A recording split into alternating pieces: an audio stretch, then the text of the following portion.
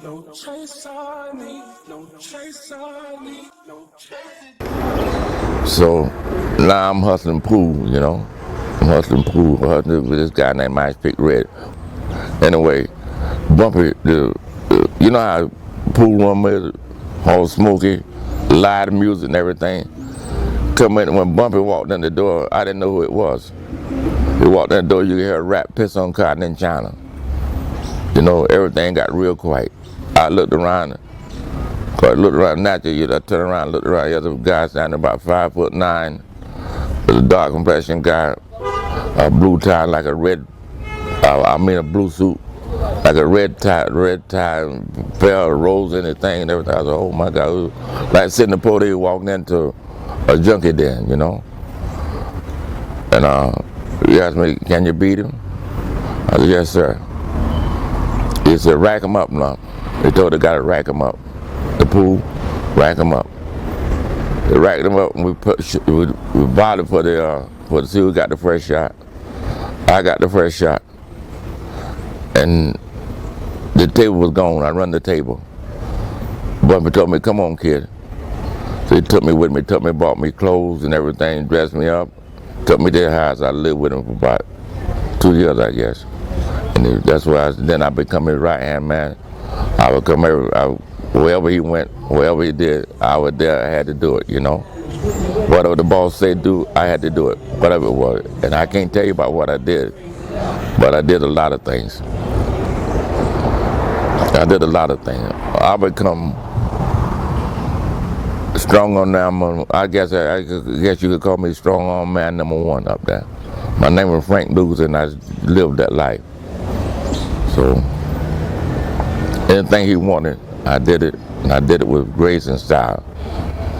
And I didn't do no messy jobs. I did them all clean. The way he told me he wanted it clean, I did it clean, real clean. Next question.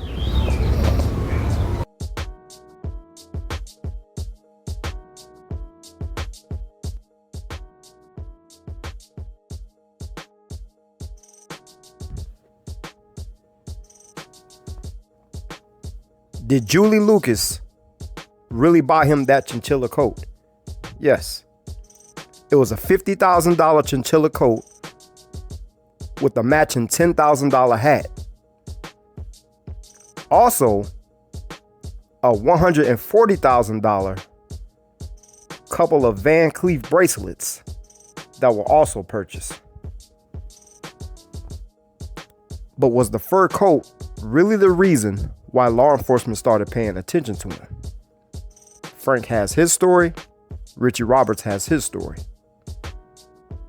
According to Richie Roberts in the interview, law enforcement already knew about Frank. But certainly, the coat brought on a hell of a lot more attention than he wanted. You don't go around showing that kind of money when the people who trying to arrest you back in those days only making about $20,000 to $25,000 a year. And you walking around with a coat like that, that's 5 times the year's salary of the people that's trying to lock you up. Yeah, they'll probably be a little pissed off because now you're provoking them. So, yes, it was definitely a huge mistake on Frank's end. Who's that laughing at the time? How'd he get so fucking close to the ring?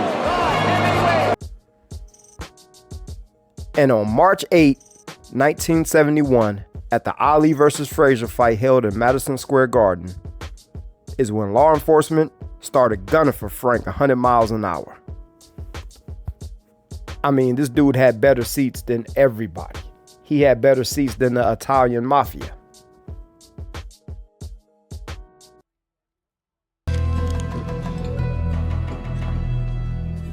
Yeah, this guy, he's a supplier of most, just a pimp. Otherwise, we'd know his name. His tickets were phenomenal. Better seats than Dominic Catano, right? Joe Louis shook his hand.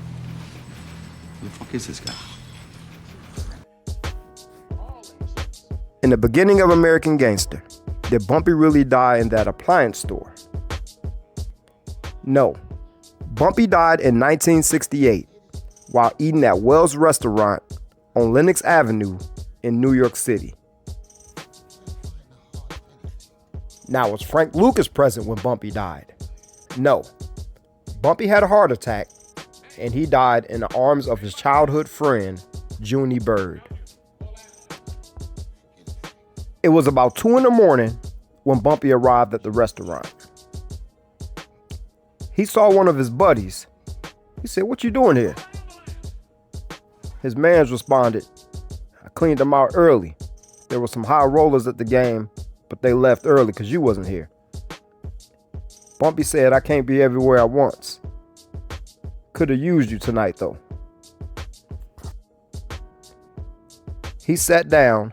He ordered a coffee, a chicken leg, and some hominy grits. Bumpy always liked good old Southern hominy grits. He brought up a fork full of grits towards his lips and suddenly grimaced, grabbed his chest, and he fell out. That was the end of Bumpy. Did Richie Roberts really turn in $1 million in drug money? Yes, he actually did.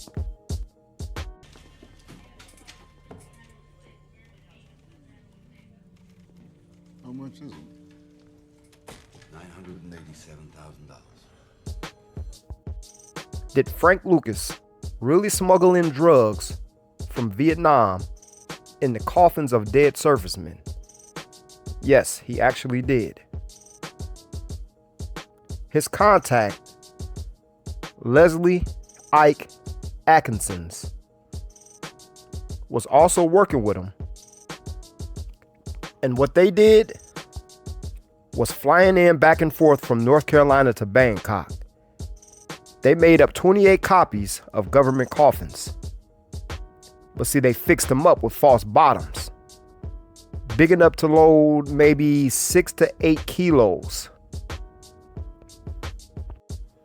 As depicted in the movie, was Frank's family really working for him like that? Yes, they were known as the Country Boys. Frank figured he needed help running his business. He might as well hire family.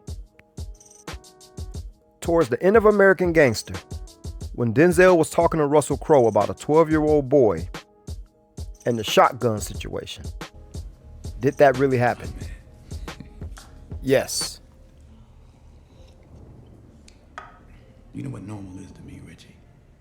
I ain't seen normal since I was 6 years old. Normal is seeing the police ride up to my house, dragging my little 12-year-old cousin out and tying him to a pole, shoving a shotgun in his mouth so hard they bust his teeth. Then they bust 2 shotgun shells in his head and knock his fucking head off. That's what normal is to me.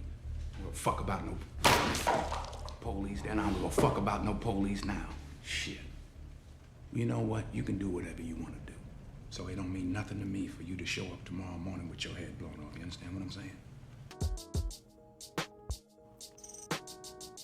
The true story behind this involved members of the Klan and not the police. This took place in LaGrange, North Carolina. They accused his brother of eyeballing a white woman. They took ropes on each hand, pulled them tight in opposite directions, shoved a shotgun in his mouth, and pulled the trigger. Did Frank really shoot a rival drug dealer on a crowded sidewalk? It's documented that he actually did. In American Gangster, Tango, who's played by Idris Elba, was a real person. He was a big 270-pound, big black bald-head dude who everybody was afraid of. Similar to the movie, it was a dispute about over him owing Frank money or Frank owing him money. Frank shot him, and that was his real initiation into completely taking over.